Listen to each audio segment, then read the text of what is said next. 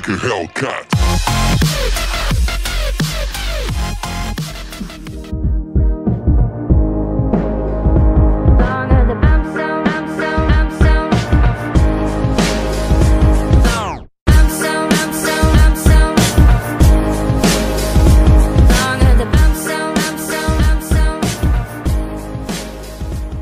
Hey, what's up guys? Alright, so special treat today, something I've put off for maybe a little bit too long, and that is, of course, we're going to the Dyno, and we're going to see how much this 2016 Hellcat Challenger actually puts down to the ground.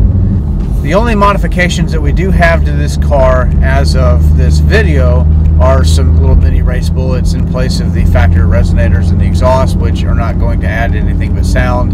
And we do have, of course, a JLT intake, which again arguably will add power, will not, but I don't know, you know, maybe we'll find out. I didn't do a stock dyno before the intake. I didn't think it was really necessary, but we all kind of have an idea of what these things make anyway in their stock form, so we'll just figure it out.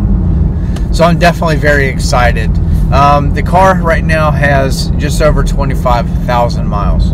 So we're going up to Titan Motorsports, and they are located in Dover, Tennessee. The last time I went up there, I had my 2018 Mustang GT, and we did some stock pulls on that a few times and made some good power. And if you're new here, welcome to the channel. I definitely appreciate you clicking on this video to watch it. We do a lot of cool stuff here, so not just Hellcat Challenger stuff, we do Mustang stuff, we do Camaro stuff, we do it all. We love them all.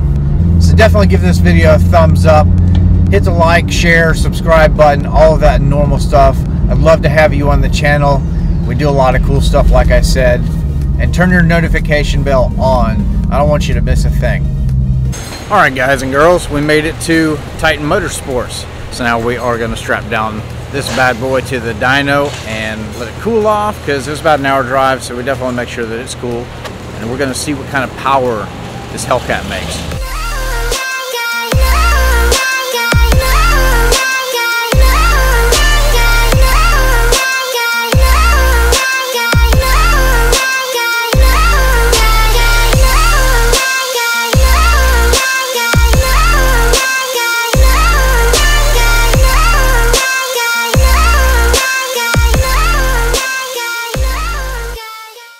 Alright guys, so what we're going to do is a 6-gear pull and turn all the traction control off. You're going to hold your TC button for about 10 seconds, 5 to 10 seconds, and it's going to shut off. We're going to try it without pulling the ABS fuse and see how it goes. I know there's a lot of controversy when I looked up online about should you do it, should you not, but we're going to give it a shot without it and just see how it goes, and if we need to, then we'll just adjust.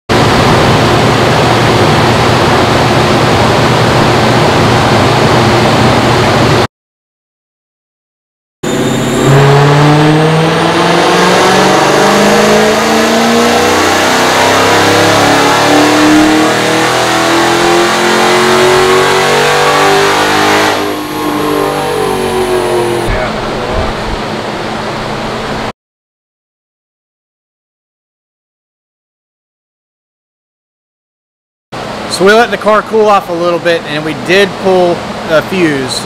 We pulled number 36 under the hood and let it cool off quite a bit. Don't know if it makes a big difference or not, but we turned the ABS off, and the car picked up about 14 torque and another 10 horsepower because the IATs are playing into effect here.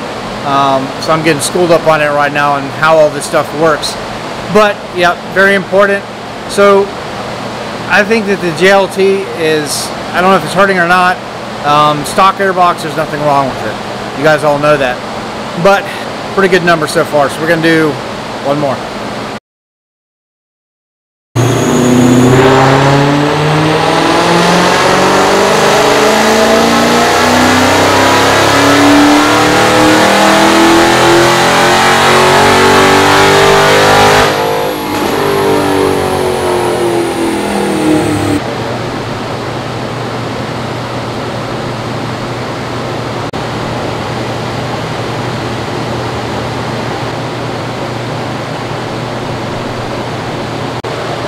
they're probably trying to do there is like limit the peak torque. Alright guys, that wraps up the dyno. So, seems like the second run was the best of the three. And when we got there, we let the car cool down for probably about, 30 minutes or so, and put some ice on it. But it still made fine power. And then the second run, we picked up, quite a bit. We let it cool down for about 15 minutes, let it get nice and cold. And the IATs are playing a big part in this. So what I would be interested in is coming back with the stock airbox just to see, because putting an aftermarket intake on a Hellcat or really any car is not necessarily the best bang for your buck. Most people do it in these cars for the added blower noise. And the good thing about the JLT though, I'm gonna vouch for them, is they do have that heat shield.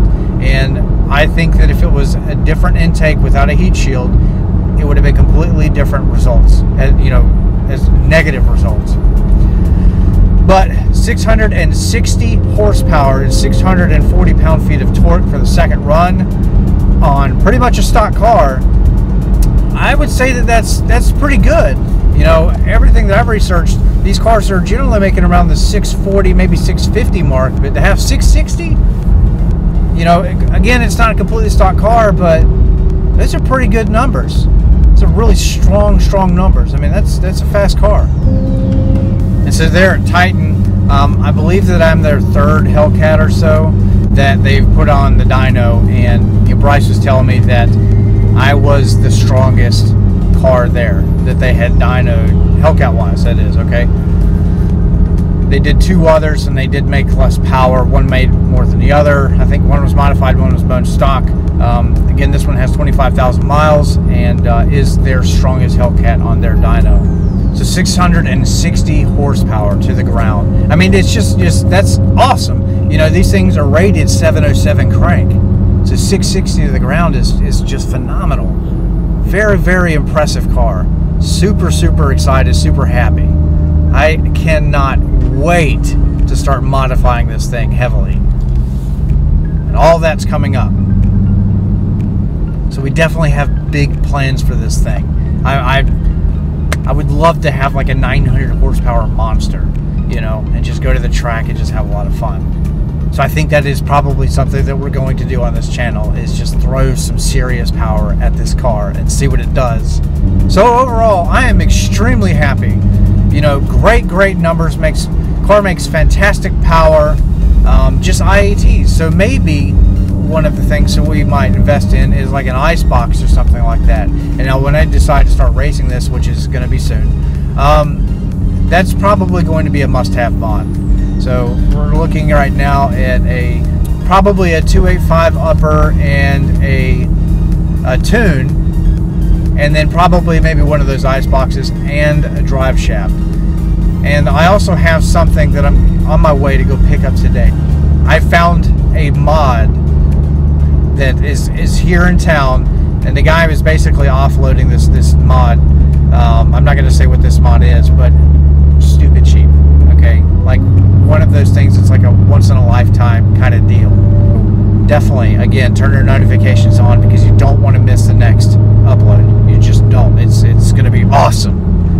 We're also redesigning some of the merchandise. I do have a Teespring campaign with a bunch of designs in there, so definitely go check them out. And I've been trying to concentrate pretty heavily on improving some of those designs, and came up with a couple that are pretty cool. So I did come up with like an official t-shirt. This will be my first one. So you've got late model Mustangs, you got new Mustangs, you got Hellcat stuff, SRT stuff. You have my generic channel designs on there. And then future plans are, Corvette stuff, Camaro stuff, all of it. We're going to just make it all. And if you'd like to see something special on there, definitely let me know and see what I can do. So again, if this is your first time at the channel, thank you so much for watching. Definitely turn your notifications on, hit the bell, and don't miss the next episode. It's just going to be awesome. So I will see you guys later, and stay safe on the road. Love your families. Take care of each other and be good. And above all, love what you drive.